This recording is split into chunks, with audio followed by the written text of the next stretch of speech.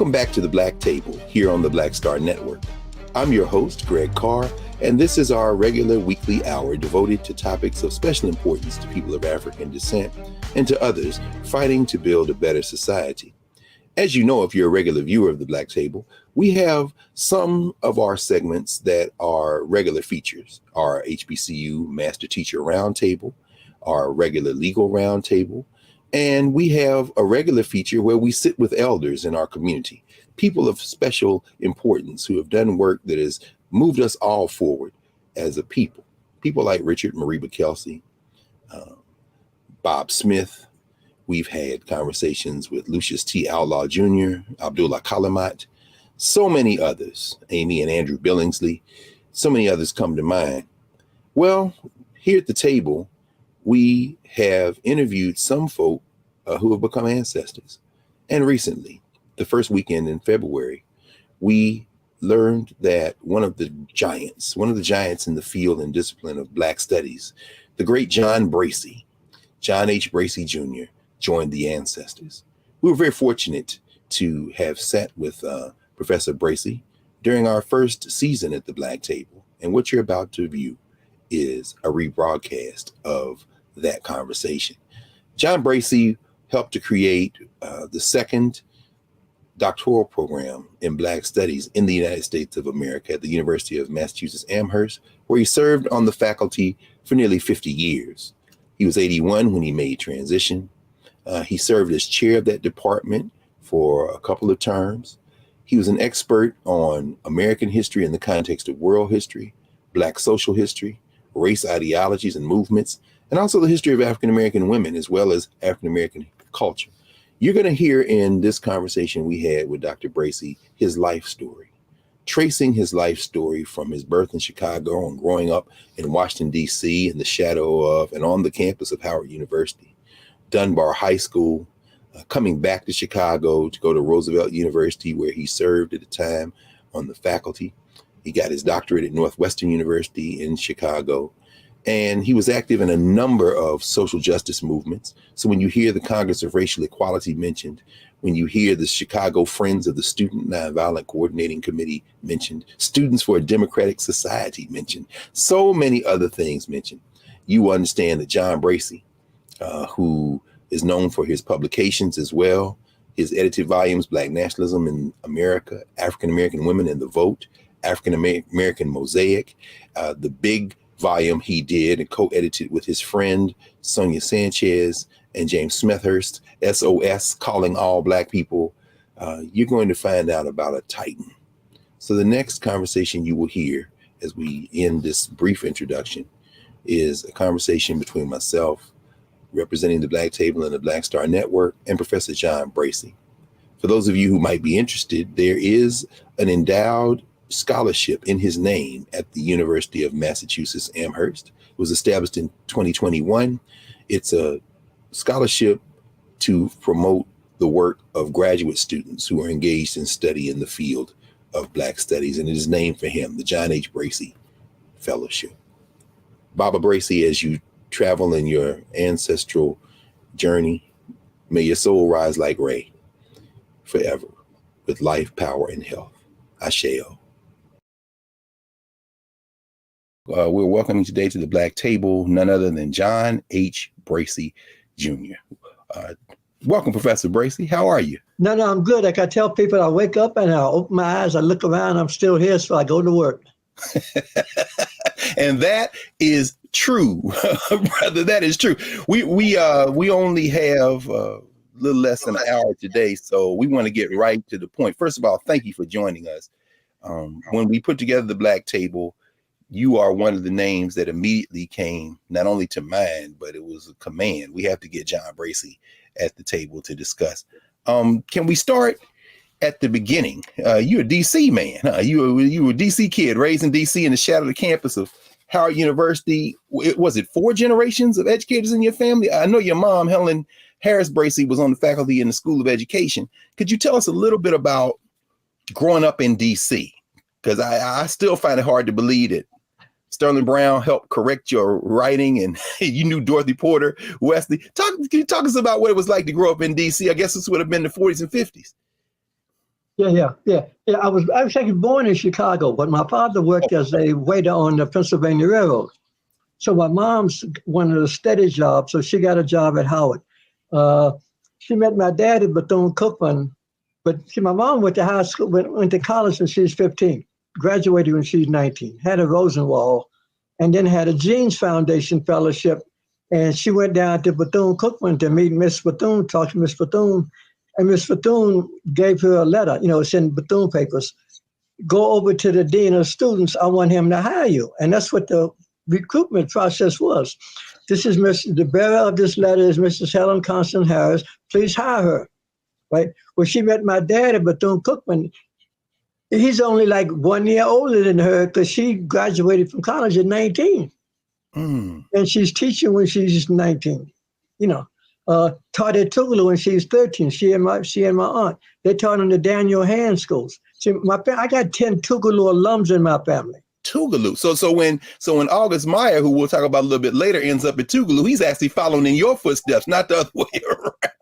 No. He know the people that he taught at Tougaloo were friends of my mom's. Wow. So when I did a book with Augie, they started laughing because they said Augie was crazy even then. They said Augie would go around reading and bumping into the light post and apologizing to the light post and all this stuff. I mean, Augie was a trip. Right? So when I first met him, he knew all of the same people I knew. But my mom's wanted a steady job, especially because I was born in World War I, three months before Pearl Harbor, right?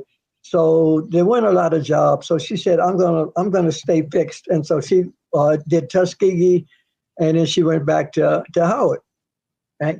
And so I grew up on the campus of Howard University, right?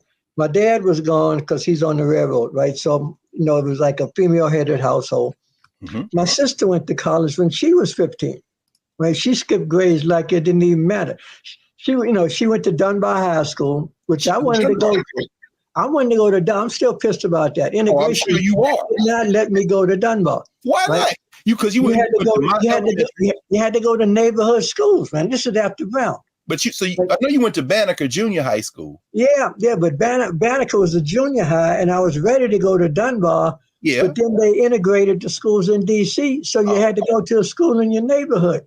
So I had a choice. I could go to Cardozo with all the gangbangers, right? All my thug friends. I said, I ain't going. No. I already know y'all. Like I ain't fooling with y'all. The Jolly Stompers, Detroit Park, all them.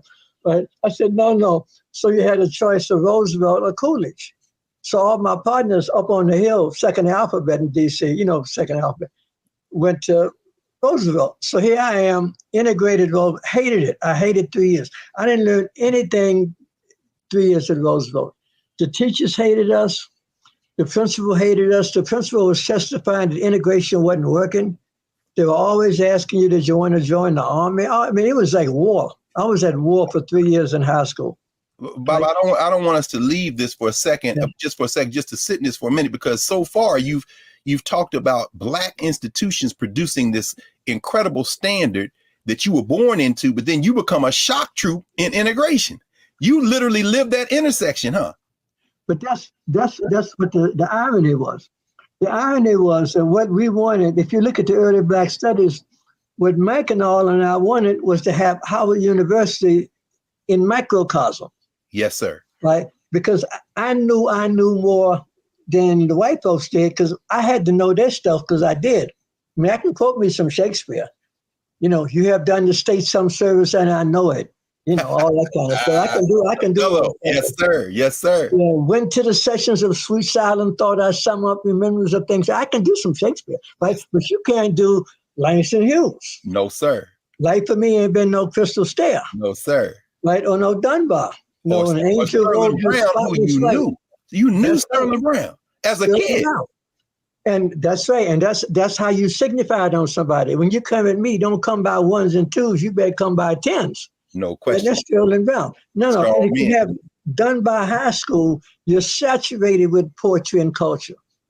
Right? You're saturated with it. I studied violin for 12 years. I played first violin, studied with Louis Jones. Right, who Du Bois said was the greatest Black violinist of the 20th century. That's right. That's right. That's what free. He knew my mom's. I didn't pay a penny because we didn't have any money. right? So whenever I went to violin lessons, he put me in whatever class was happening. So it might be an ensemble, it might be a full orchestra, it might be two people. He said, play with them. So I got the best free music education you could get, and you had to take tests on music theory. My Right? God. Yeah. And not only that type of education, in the cultural grounding, you've written extensively, and by the way, you all over 24 books, either edited or introduced or single author, not counting all the other publications, but you've written about music. Could you tell us a little bit about what it was like to leave your house and walk to the Howard Theater or Bohemian Cameras and the Dunbar Lounge and maybe oh man, you talk about, like, and first of all, the Howard Theater was the bomb, right? And you went to doo-wop. I grew up on doo-wop, bebop first. I love bebop, right? So you went to all them clubs. I never told my moms because you weren't supposed to go to them kind of places, right? So I said, yeah, I'm going out and say blah, blah, blah, blah, blah. And if you go into one of them cafes where the dudes be cutting you and all that stuff, and they, drinking slow gin in the bathrooms and all, because nobody wanted to pay the cover charge and all that business. But it's the best music in the world, man. Yes, sir. Yes, sir. And I loved, I'd go to New York on the bus and go to Birdland and hear Miles when Miles had Coltrane in the group. Man. No, sir. No, sir. No, sir.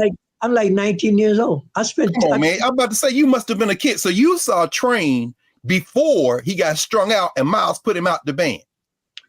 Look, we were when I worked in the camp on Staten Island as a third cook.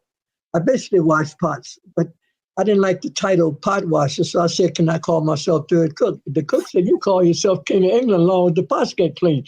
So but what my little buddy did was he took me to every place in New York because he liked jazz too. So we went to the Five Spot, the Blue Note, all these places, man, Birdland, and so I'm sitting in the peanut gallery because I'm too young to drink. Right. So I ain't had to buy no liquor. They charge you the same amount for a Coke. But I'm sitting there. It's Miles Davis Quintet with Coltrane, Cannonball Adderley, Wynton Kelly. And we hollering in because they were cutting Coltrane off, man. We love Coltrane from the beginning when he's playing tenor before he got to soprano.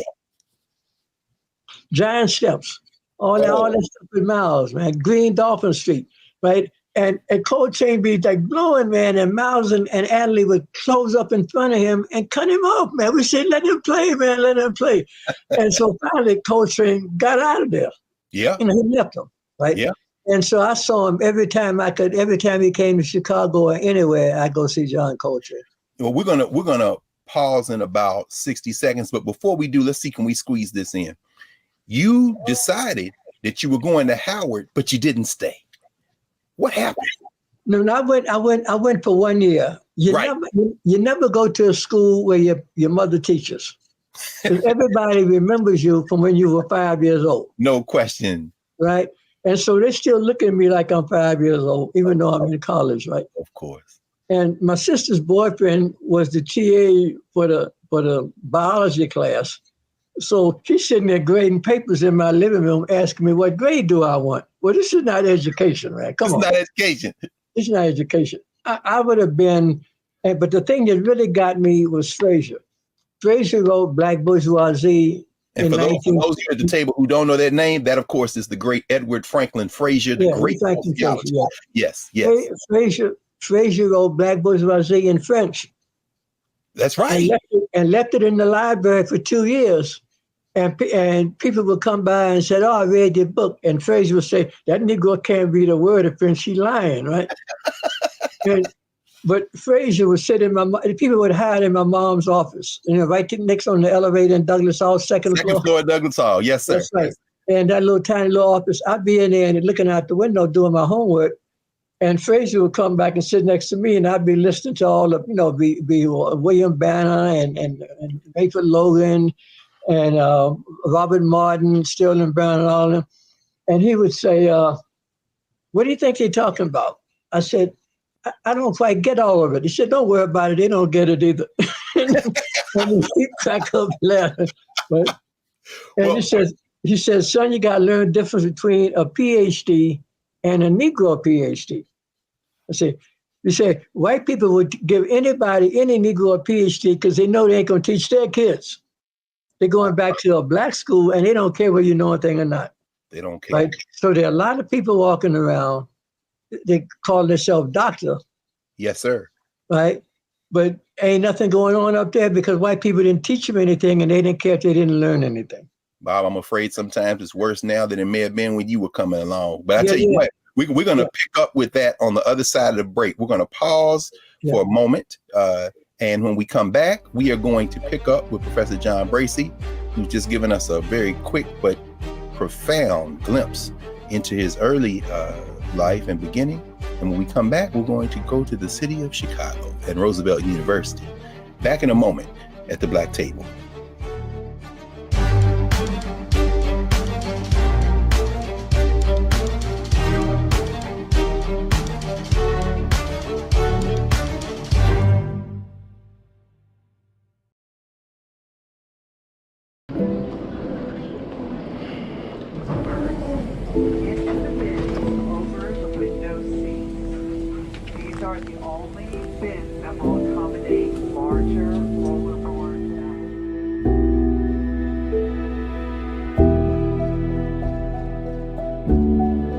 Put 10 in here? 10, and you don't come out till you die. And you eat him, you eat 10. Oh my God. So what?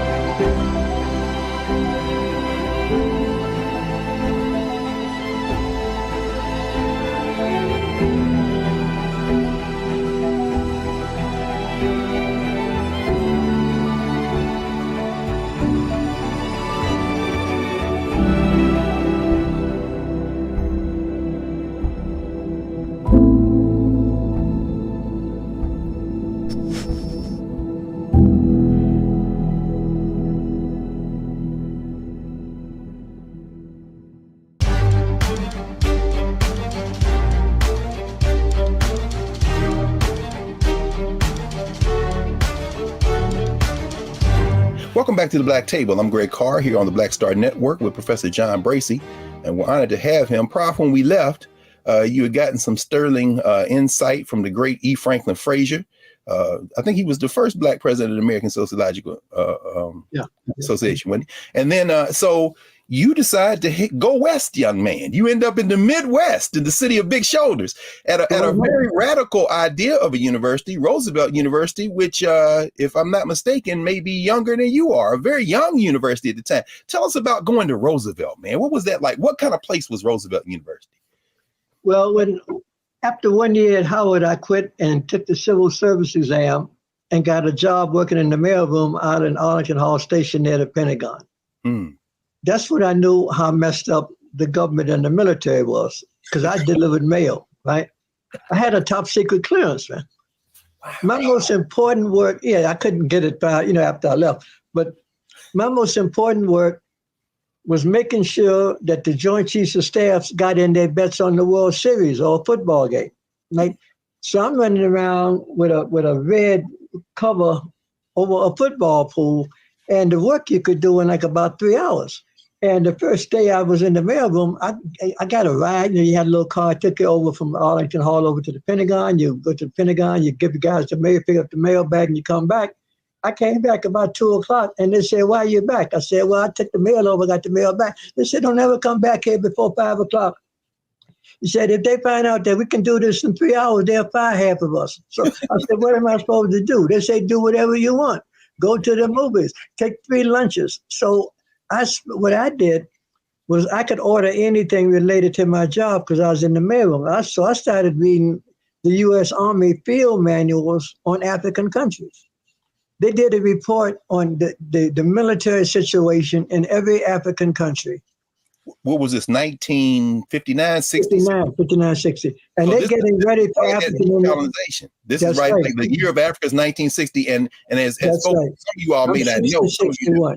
Right. They're getting ready for African independence, and they want to know who everybody, and they don't lie to each other. You understand? They may lie in the books you get in school, but the military, they ain't got time to be lying because their lives depend on them getting stuff right. Well, that's what a lot of people say. Say of the historians, the military historians are the best to read because all they trying to figure out is how to beat you. So they got to be honest. That's right. So you got your view of Nkrumah. They got an inside view saying he's this, and this, but we got him on this one over here. We got him on this one over here. And this is where we can go after him.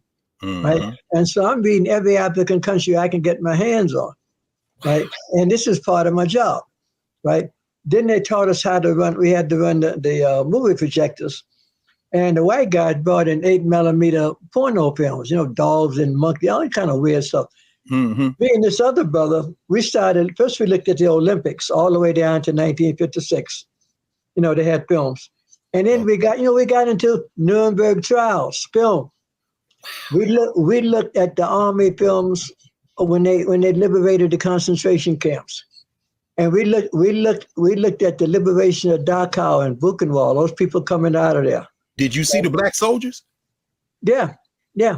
We're sitting there saying, these are white people doing this to other white people. That's right. You know how they feel about us. I mean, if you look at the Jewish people coming out of Buchenwald and Dachau. Yes, sir. Right. It's like, what human beings would do that to another human being? And we sat there thinking, these are white people doing this to white people. Like, we down the line, So how did you end up, it's interesting. I was looking at a bit of footage. I don't know if you may have seen it, may not. You were over at the Center for Inner City Studies. I guess it's the old Abraham Lincoln building. It was you, Harold Pates, Nick Nelson, Anderson Thompson on a panel dealing with Harold Cruz. And I mean, we know each other a long time, but I'd never seen that clip. And it's just reiterated for me how important you are and were in that early intellectual work. But so far, I mean, how do you end up going to Chicago to study in the first place? Was that the moment that shocked you working at the Pentagon, seeing that and saying, my cousin Billy, the one that taught me bebop. Yes, sir. Said, there's only one school in the country that will put up with you. And he said, that's a school called, it says Roosevelt. And I said, why do you think so? Because it's full of crazy people just like you. And so I transferred to Roosevelt. And when I hit Roosevelt, you go to the cafeteria and every organization had a table. So I just got there, like every political tendency, you had the Yipsos, the Communist Party, the Trotskyists, anarchists, everybody, the school for management, everybody, and you sat at the table that had your thing, right? Yes, sir. So I had already met Sterling Stuckey in the civil rights movement because I'd already got, starting to do civil rights stuff. And I found a table with the black people and I said, like, what's supposed to be happening around here? They said, first of all, you have to take Drake. And I said, what is Drake? And Sinclair Drake was moving down the hallway real fast, big afro before you had afros, a whole stack of Xeroxes in his hand, shirt tail out.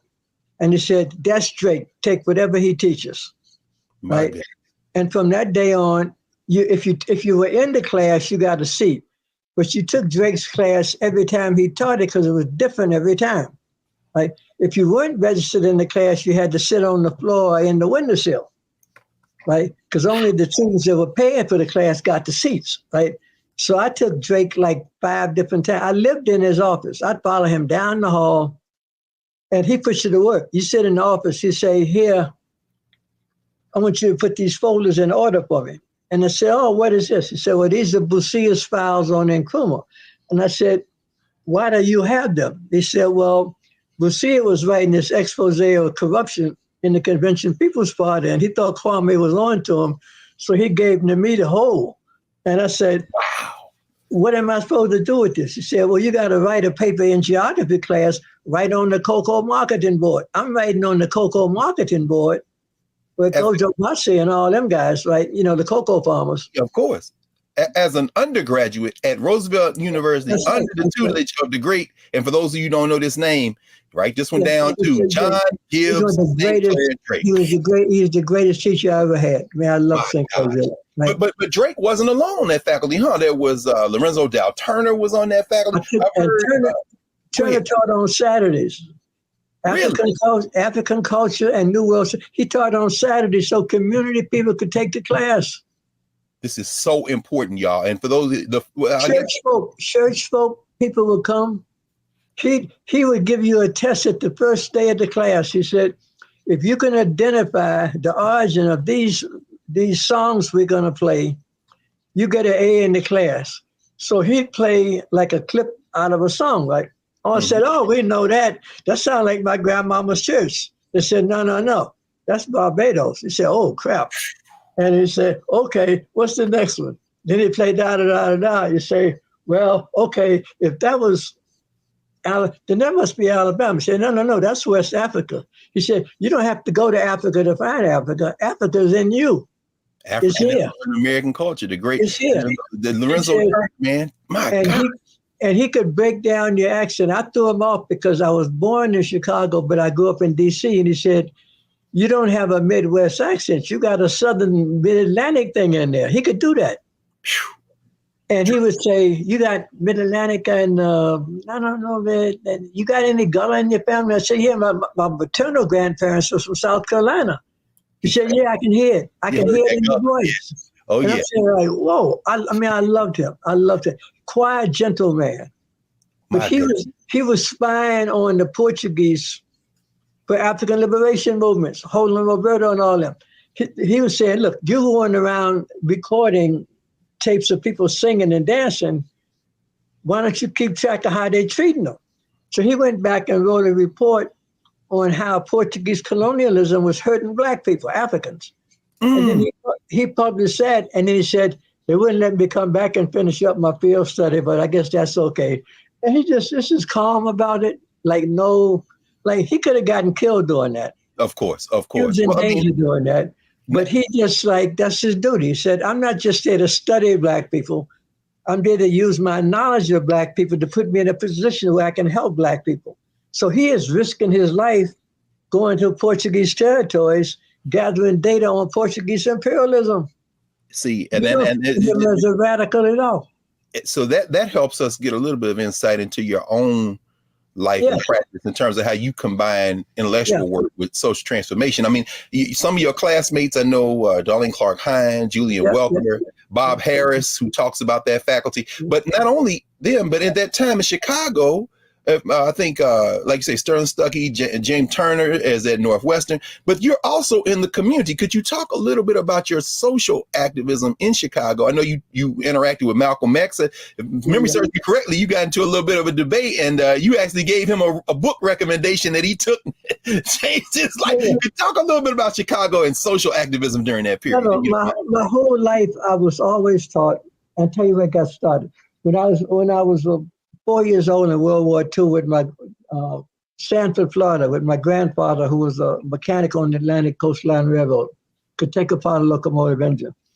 I was too young to go to school, so I hung with him. Every Sunday, he had a full-length mirror in the hallway, and he'd dress up in his white suit, straw hat, cane, and I'd have my little white suit, short pants, white shoes, my little bow tie, and he'd look at the mirror and say, Sister Bracey, Lord ain't but the one. And say, and who are you, sir? I would say, I'm John Henry Bracey Jr., sir. Lord ain't but the one. So from the time I was 4 years old, I knew who I was. I wasn't nobody else. Right? Yes. So I could get along with anybody because I wasn't going to join everything that showed up. Yes, sir. Right. I have friends that are Muslims, but I'm not a Muslim. I can go to the Nation of Islam and tell Malcolm, like, I ain't joining. Malcolm said, why don't you come and join us in the Nation? I said, I ain't wearing no bow tie. I ain't selling no newspapers. Yes, sir. Said, I'm going to go to Pepper's and the Trocadero and get me some pig ear sandwiches, drink me some gin, and listen to some blues. And Malcolm laughed and said, I was there once too. I said, well, I'm still there. I ain't left yet. And he said, well, okay, you can work from the outside. No, if you know who you are, then you're not afraid of other people. Like I'm not a separatist. I'm not afraid of white people. Right. I'm a nationalist. That is to say, if we're the majority in a community, we should run that community. If it's a nation state, a neighborhood, or a city, if Black people are the majority, they should have, if you believe in democracy, let's have the power in that. let's pause here for a moment, Prof. When we come back on the other side, let's pick up exactly there. As a nationalist, as a Pan-Africanist who is not a separatist, such an important ideological distinction. We're going to pick up on the other side with you and your intellectual work and interests over the years, extending out of those Chicago years. But we're going to come back in just a second here at the Black Table with Professor John Bracey. Back in a moment.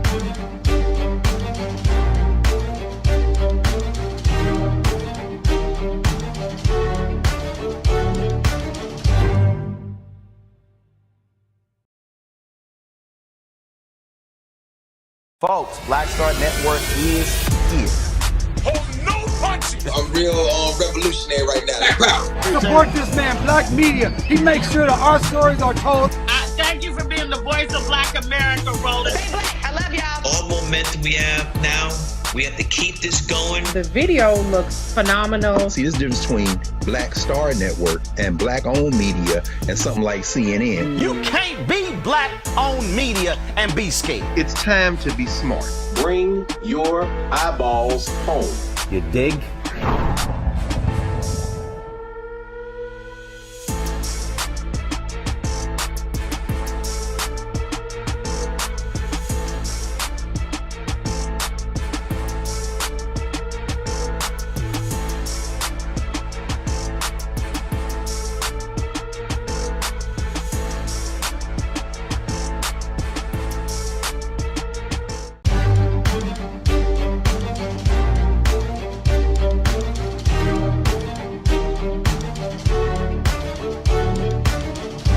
Welcome back to the Black Table. We are engaged in a riveting conversation with Professor John Bracey of the University of Massachusetts, Amherst, one of the founding fathers of the field of Black studies. Prof, when we left, you were telling us about your commitment to social transformation, grounding in the Black community, but not exclusive to the Black community. You encountered two figures during your years at Roosevelt, August Meyer and Elliot Rudwick, white scholars who became very important in African-American intellectual history.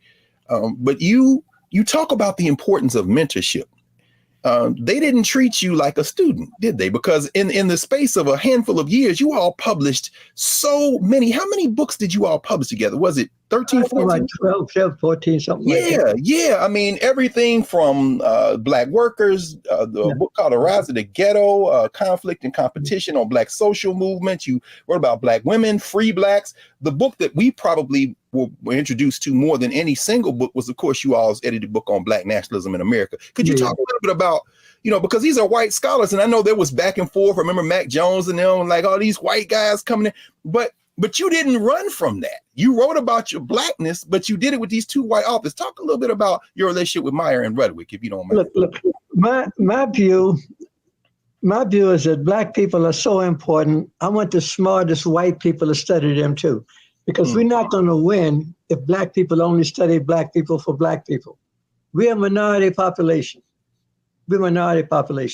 We need at best to neutralize white people, or to get allies who know your work and your people as well as you do. And so you want the smartest white people to study Black people, right? And we won that one. If you name the top 10 white American historians, they write about Black people.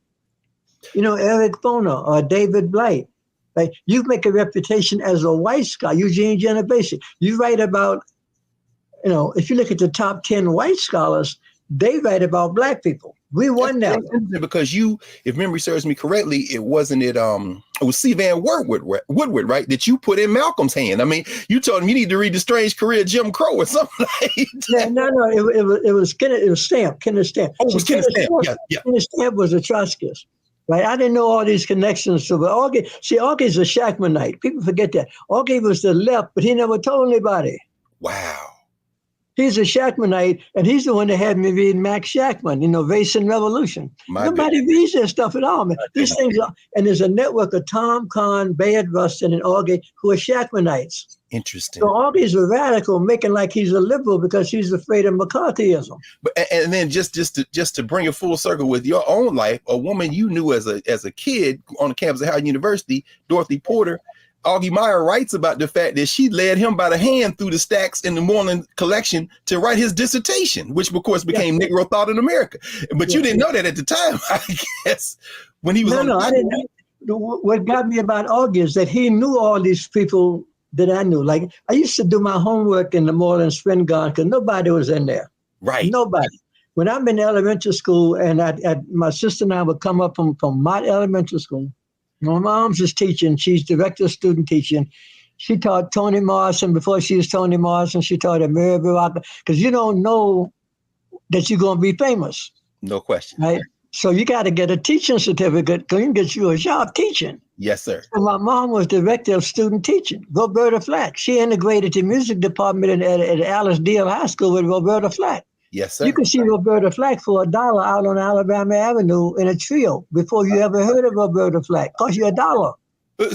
So while your mother is literally crafting these folks who now, of course, are globally legendary, you're in the Moreland room being babysat intellectually by the woman who ends up directing Augie Meyer's dissertation before you met. You knew Dorothy Porter. She's in there watching you, basically. She did the same thing to me. I would sit there and I say, Miss Porter, I got to do a paper on Toussaint Louverture. She said, come on in the back. She take it to the back and she pull out primary documents. And so I could write a paper for junior high school based on primary documents. My God. She said, don't read what they say about Toussaint. This is what Black people say about Toussaint. This is what Haitians say about Toussaint. So let me.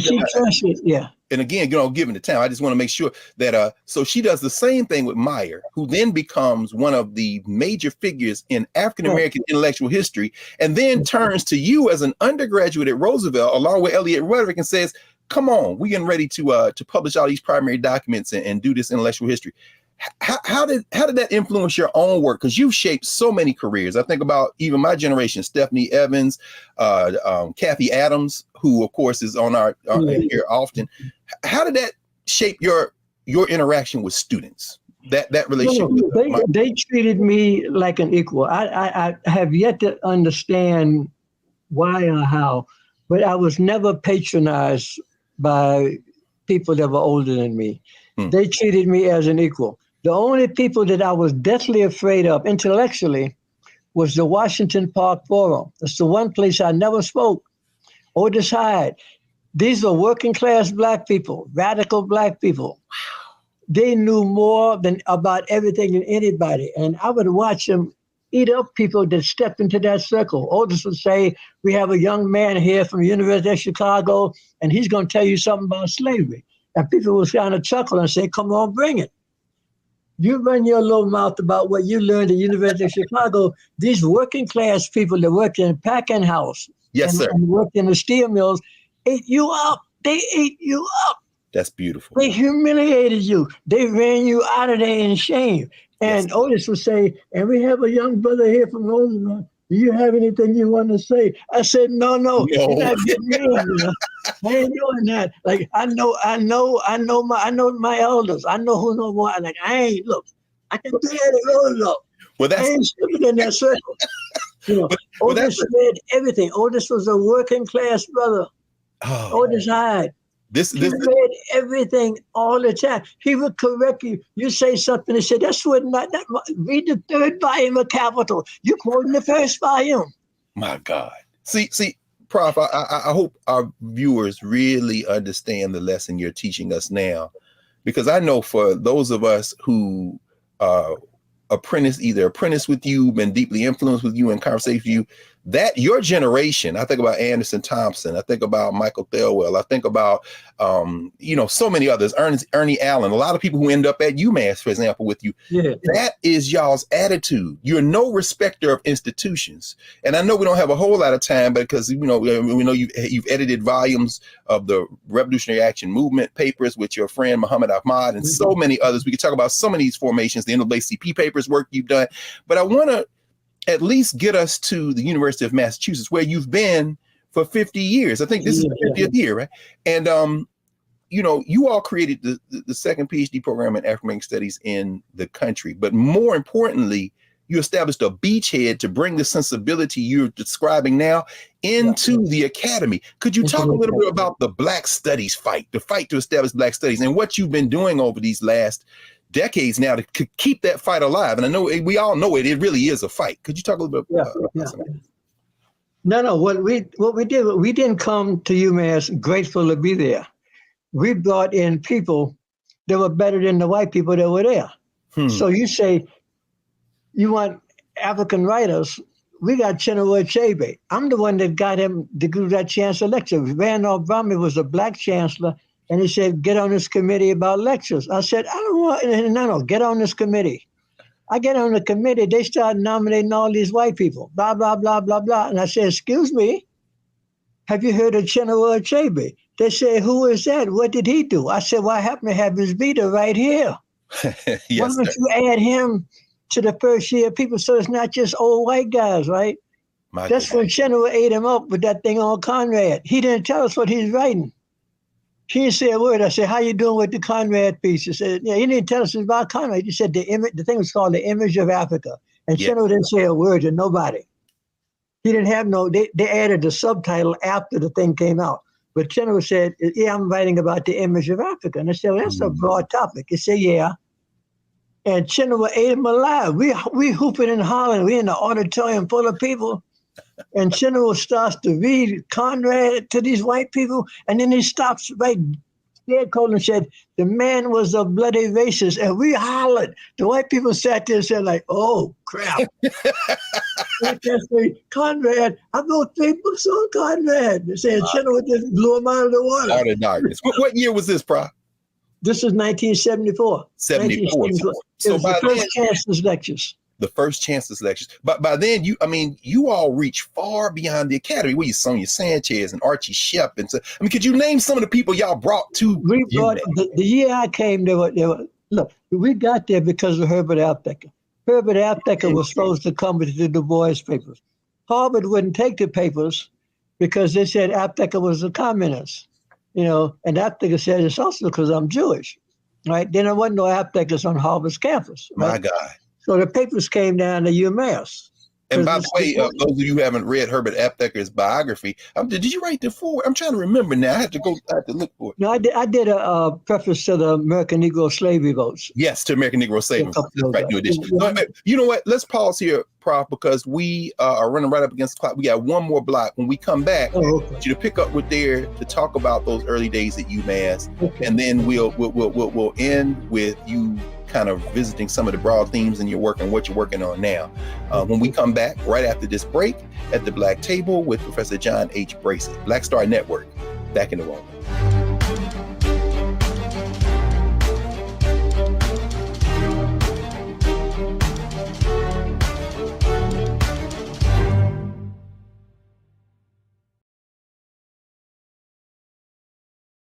When you talk about blackness and what happens in Black culture, we're about covering these things that matter to us, speaking to our issues and concerns. This is a genuine people-powered movement. There's a lot of stuff that we're not getting. You get it, and you spread the word. We wish to plead our own cause.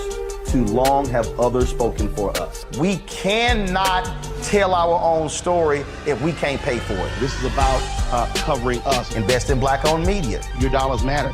We don't have to keep asking them to cover our stuff. So please support us in what we do, folks. We want to hit 2,000 people, $50 this month, raise $100,000. We're behind 100,000, so we want to hit that. Y'all money makes this possible. Checks and money orders go to P.O. Box 57196, Washington, D.C. 20037-0196. The Cash App is $RM Unfiltered. PayPal is R Martin Unfiltered. Venmo is RM Unfiltered. Zelle is Roland at RolandSMartin.com.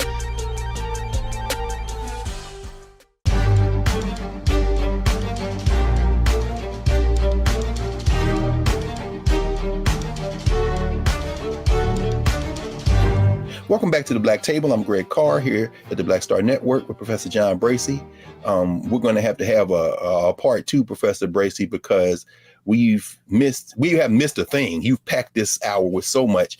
When we left, you were talking about the early days of the UMass program and the folk you were bringing in. And in fact, you mentioned Herbert Aptheker. Of course, we know now the library at the University of Massachusetts is named for W.E.B. Du Bois. Could you talk about what you all have tried to achieve, and in fact have achieved with that program? I know, of course, I went to Temple, which was the first PhD program in African States. Right. But when the UMass program came online, a lot of my fellow students finished their master's degrees and came to you for the PhD. I think of Andrew Rosa and Kathy Adams. And we know that introductory 50-book course is legendary. Talk a little bit about how y'all designed this program and what you were trying to accomplish there at UMass and the impact it's had on the field. What we saw was that people were coming to our program that didn't know our undergraduate major. So what we wanted to do in our major works was to replicate our undergraduate major in 1 year. So that in effect was the 30 hours of the undergraduate major in 1 year in a seminar. I wanted 100 books. See, because when Augie came to Roosevelt, he passed out a sheet of paper that had 25 books on it. And we said, this is a bibliography. He said, no, this is the reading list. I said, it was the 25? You said we lost that number. 25. He gave 25. You the sheet of paper, and you said, is this the bibliography? No, this is the reading list for the class. Yeah. No, so I know you can do it. I said, start reading, and your work is, full fellowship. Your work, 40 hours a day, 40 hours a week, is to read and to study. Don't do nothing else. Read and study. Don't teach because you don't know anything. You can't teach if you don't know anything. Read. You dropping get up, if you go to the library at 9 in the morning, take a break for class, go back to the library at 5, you will have all your work done and you have free time on the weekend. It's your job. It's your job. Right? So we wanted the undergraduate major, we want that in your head in 1 year. Then we can get you to the graduate level, the specialized work. But you got to have the language of the discipline. You got to know the fundamentals. And I've heard you talk incessantly, regularly about the value of time and how this society would be very different if intellectual work, if there was time for intellectual work. People have to take the time to do that. Can you talk about how important this kind of community of learners is, this concept, either in the university and, the Black colleges, I'm afraid, are following along the line of some of the worst tendencies of the white ones in terms of cutting out this notion of intellectual work. Could you talk a little bit about? No, the fact is we have a notion in intellectual is that somehow we're special and different from other people. Mm-hmm. Right? My experience, even though I grew up on Howard's campus, I lived in Northwest DC in a Black neighborhood, right? Yeah. Yes. I shined shoes at a barbershop and cut hair at my cousin's barbershop, right? I could never be this wino. I never forget Daniel Napa.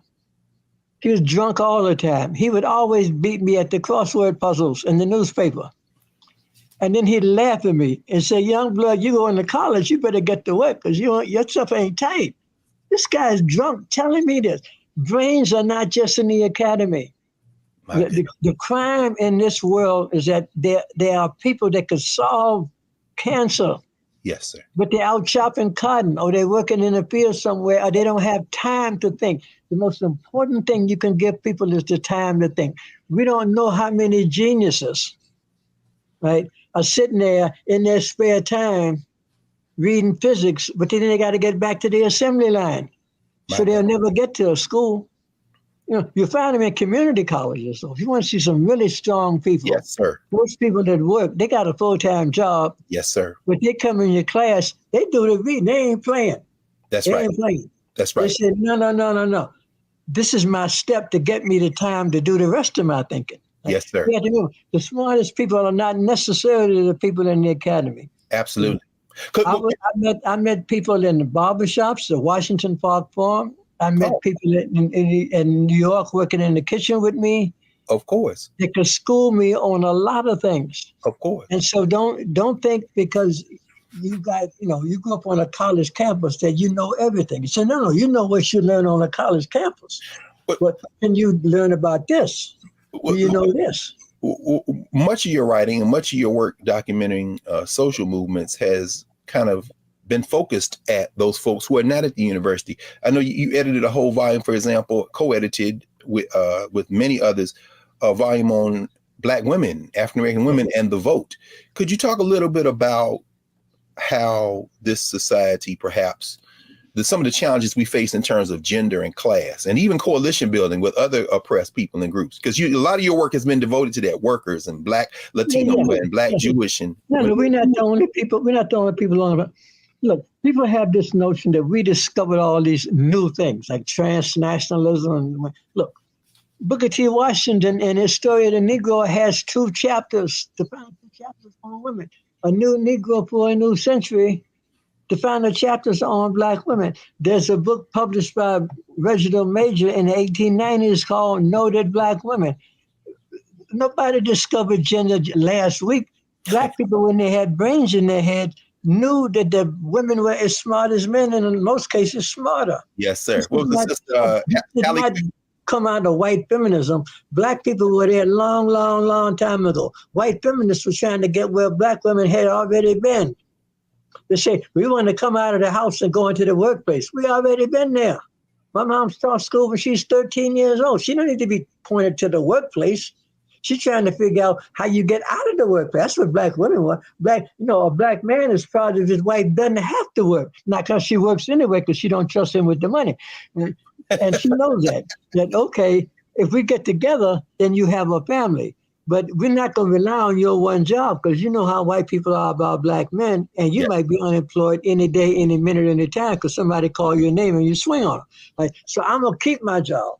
That's a key point. Black women don't sit in the house doing nothing. No, Black women have always worked. That's exactly since Black women, those mothers and wives of millionaire basketball players, they do work. They'll say, we have a committee that helps younger Black athletes stay out of trouble. They don't have to do nothing. If you LeBron James's wife, he make $30 million a year. You ain't got to worry about money. You say, okay, what you doing in the community then? What you gonna do with all that money? Gonna work. Yeah. Work to transform the community. That's right. It's lifting as we climb. The point is, like, I'm moving up. But I got my hand down and I'm taking you with me. You can call it respectability or whatever you want. If you're lying in the gutter, I'm going to stop and try to pick you up out of the gutter. Like, I'm not going to get down there with you or say that's your way of life. That is not your way of life. Now, I'm going to stand you up. Now, if you decide to go back and lay down again, that's on you. But if I see you lying in the gutter, I'm not going to say that's the way Black people are. No. That's what white people did to you. And I'm going to give you the chance to do better. I'm glad you raised that, Baba, because you not only in your work with the National Association of Color Women's Clubs, you've documented that, all that stuff is there. You've reached a stage now in your life and work. You've been chair of that department twice. I don't know how they pulled you back to do it again, but that's a story for them. Maybe that's part 2. But as you look forward, I know you've been working on memoirs. You've got some work, multi-volume work that you had committed to do with Ernie Allen on some other things. What do you see in terms of some of your projects you're working on now? Because we know you can't spell retire. So we like I tell the young people, the goal in life was not to go out into the cornfields of Western Mass and do anything. This was a secondary. This is a retreat with the Nixon years. They're pushing us back. They're murdering people all over the country, Black Panthers and a whole bunch of other people, right? And so we got to have a place we can hold on until the movement comes back again. Save who you can. Take Bill Strickland out of Atlanta, Institute for the Black World. Get Chester Davis so he can do the school thing. Get Ernie Allen out of the League of Revolutionary Black World. We're trying to hold on, getting Mike on the SNCC. We want to hold on till we can go back out into the street again and continue our work. Well, it took, I tell students, I say, I thought this would be like 5 years and y'all would fire up again and we could go back out in the street. Yes. It took all 50 years, but now y'all here. Yes, sir. That's what the work is. The work is not me talking about some book nobody's going to read, even though it might be important to you and your cousin and the people in your group at whatever school you're at. Yes, sir. You want to take that same ability of thought back into the community because we're still on the bottom. Yes, sir. right? You know how many, like Malcolm said, what do you call a Negro with a PhD? And he said, what did I say, a nigger? Wow. Right? Don't get confused. Don't get confused. White people will shoot you just as dead if you Dr. So-and-so than if you're a delivery boy. And they have proved that. Barack Obama had all the bona fides you could possibly have. That's right. All the bona fides. He's educated on top of educated. Yes, sir. Right? Ain't mad about slavery because he didn't come through that way. He come from the empire, not from the Middle Passage. So he ain't mad. You notice he ain't mad. He ain't mad like we mad. No. We're not going to get no black person from Georgia because they mad. Right. And they know why they mad and they coming for us. That's why white people keep them guns. They said, no, we stole it and they wanted it back. And the way we treated them, like Du Bois said in Damnation of Women, and he wrote this in 1922 in Dark Water. He said, I will forgive white men all kinds of things. I will forgive slavery. I will forgive exploitation, but I will never forgive the treatment of black women. I will never forgive that. That's profound. He said that in 1922. Prof, it reminds me of something Michael Gomez wrote in his book, Exchanging Our Country Marks. He says that in his mind, it was the assault on black women, sexual assault, physical assault, that literally became the rallying point that created this notion of blackness in enslavement. It was the assault on women, because that's literally an assault on the future. We know, we don't have a future if you literally. So, but let's pause here for a second, and I say pause because we want you to come back. Professor Bracey, we'll schedule some time for you to come back because we've only scratched the surface. We want to thank you for coming and spending this hour with us, and we are glad to see you hale and hearty and still swinging with both fists. And particularly for young people out there, all the social movements, please pay very careful attention to the words we've heard from Professor John Bracey today because they provide a roadmap. Their roadmap for us. Thank you, Professor Bracey. And in a moment, when we return, I'm going to clear the table and we'll get ready for next week. Back in a moment on Black Star Network with The Black Table.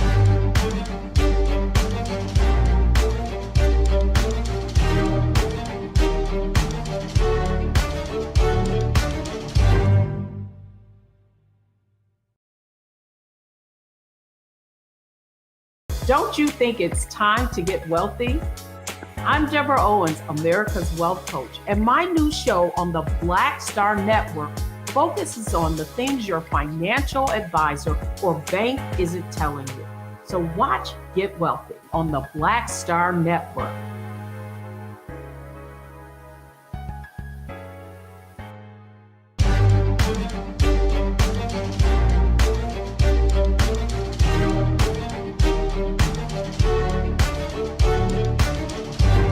Welcome back to the Black Table. I'm Greg Carr here on the Black Star Network. We've been joined for the last hour by Professor John H. Bracey, Jr., a professor at the University of Massachusetts Amherst, a founding father of the field of Black studies, and one of the most important intellectuals of the 20th and early 21st centuries. Also an institution builder, non-parallel.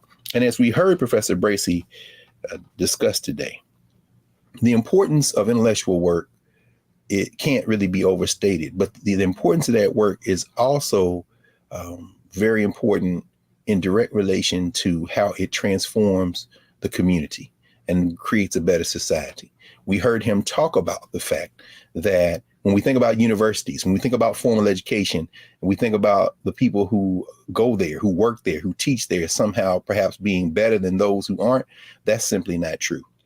We know, as the ancient Egyptians would say, that good speech, that deep thought, that the ability to think through problem solving is to be found among the masses of the people. And those who are the best at their jobs, like Professor John Bracey, know that and they practice that and continue to show us how to practice it. So join us next week for our next installment of The Black Table. And until then, everyone stay safe and we'll see you next week.